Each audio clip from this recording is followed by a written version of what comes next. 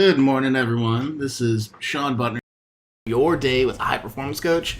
And today I want to talk about the topic of having a little bit more grace with yourself. So, if you're your own biggest critic, if you're constantly thinking either it's 100% perfection or you're not worthy or you don't deserve to have happiness and good things in your life, then this video is for you. So, if you're joining me here, just say hey below wherever you're seeing this. Make sure you subscribe or do the social media thing where you share.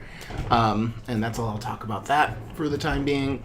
And let's get started. So, if we're thinking about how self-critical we can be on ourselves, and it's something that I struggled with, especially earlier on. I think historically it's called your 20s, but I don't know if that's true or not, but it was true for me. And I remember when I first got into industry, my first coding job, I never felt like I was enough. I felt like I had to say yes to every project. I had to go 100% all the time, not realizing that there's always going to be a huge pile of work.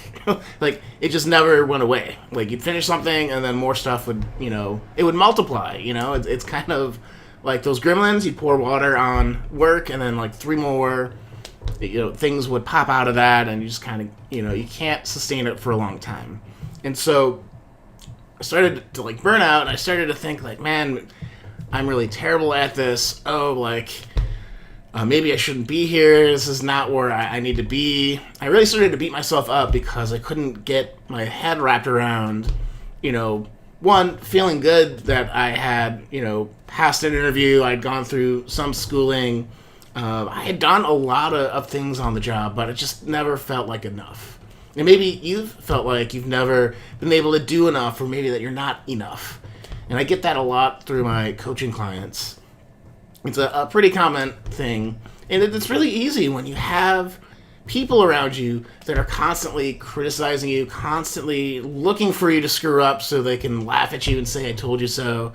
You have people that don't support you, or you're trying so hard and you're dedicating yourself to one thing that you don't allow room for growth. You don't allow for different ideas to take hold. You don't allow, different situations to give you different perspective to show up in your life. These are all things that, I'm basically talking about me, but I've also had a couple of clients that I've picked this type of story up for. So what do you do when you don't feel like you're enough, or you're very, you're putting yourself down in your head?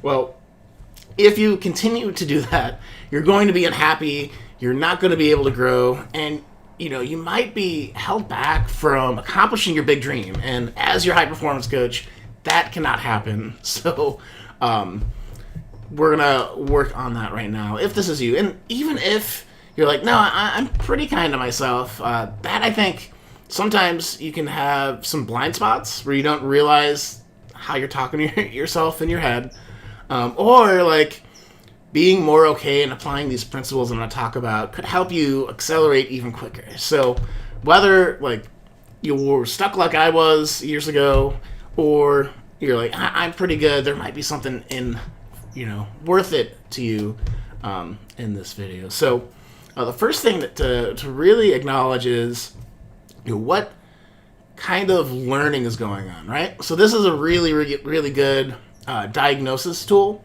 So if you feel like you're learning, if you feel like you're progressing, if you feel like, yeah, this is tough right now, but I'm getting some valuable experience that will inform and help me change things that I do in the future, then you're on the right track. And you can say yeah, I wasn't able to, get that project exactly the way I wanted, but I learned this, I learned this, I learned this. Next time it's going to be different, right? If you can say at the end of it, next time it's going to be different, then there's a psychology thing that happens where it's it's not me per se, but it's me getting better. And if you're getting better, it's a lot tougher to be well, you didn't do your best, which is the second point. Do your best. So you'll know. Nobody else will know, but you'll know if you gave it all your effort. So this is something that my dad would always say growing up is, no matter what you do, do everything with your full heart, do everything to the best of your ability, and then how things fall is how things fall, right? If you combine that with this idea that you're constantly learning, like, you're an unstoppable force. Like, there's nothing that can get in your way. Say if maybe you want to be an astronaut and you're trying to start when you're overweight and you're 50, right? Maybe that's going to be a really tough thing to do, but you probably could still do it.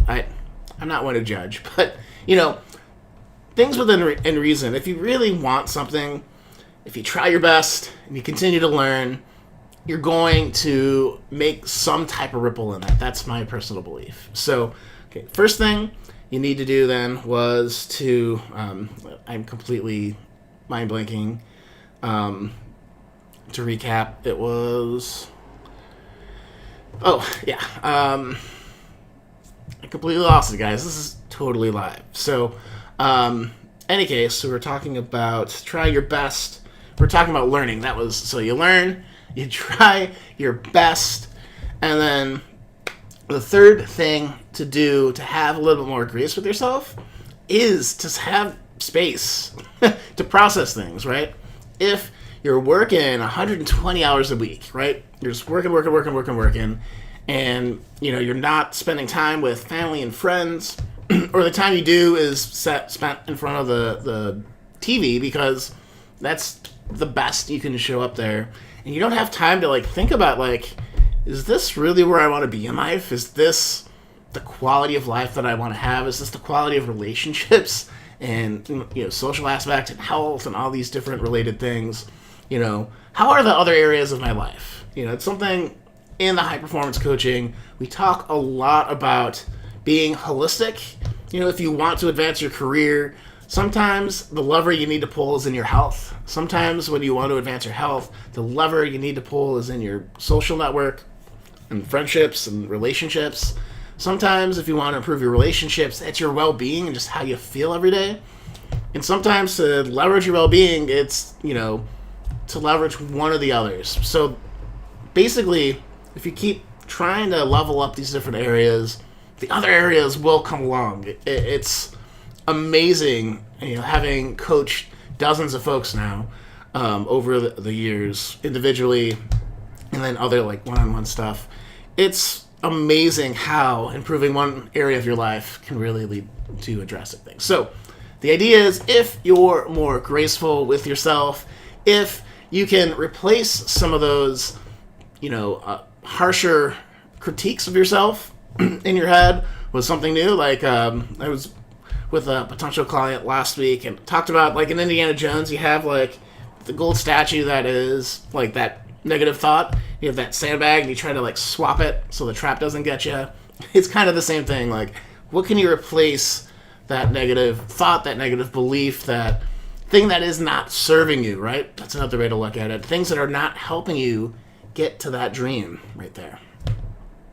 What is that? And how can you change that to help support you even more? So things like, I'm not worthy to do this can be I deserve to chase my dreams, right? It doesn't mean you deserve to get it, but that pursuit of happiness, that pursuit of getting to that next level, sometimes, just some momentum there can have a huge, profound change in your life. So, all right, that's the whole idea for today on a Tuesday. Hope you enjoyed it, guys. I'll be here tomorrow again at 8 o'clock-ish Pacific time. So hope to see you live. Be sure to comment. If you have any questions, leave them below. I'm always, checking this stuff out for you. And have a great Tuesday. Take care, guys.